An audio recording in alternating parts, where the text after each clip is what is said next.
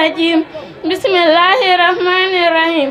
ay leeral tuuti farata mooy loo xam ne su manqué ci jaamu gi mu yàqu ndax ba yàllay digle jaamu gi da ko saa boole sunna nag mooy loo xam ne yonent bi sallallahu alayhi wa sallam dara digle ñu def ko moom nag su manqué ci jaamu gi suñ ko defaree mu baax lu mel ne sunna yi nag ci julli ngëneel mooy loo xam ne su amul ci jaamu gi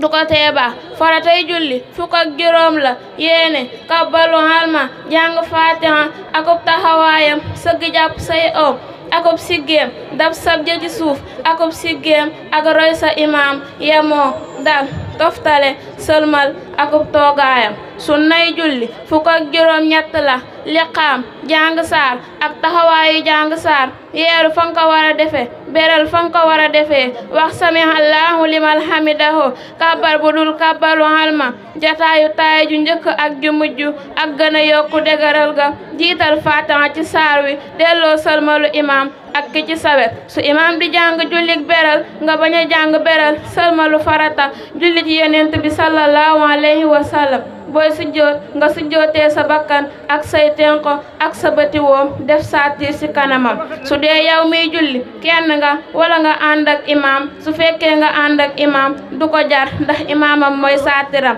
saatir mooy li mu teg ci kanamam su dee julli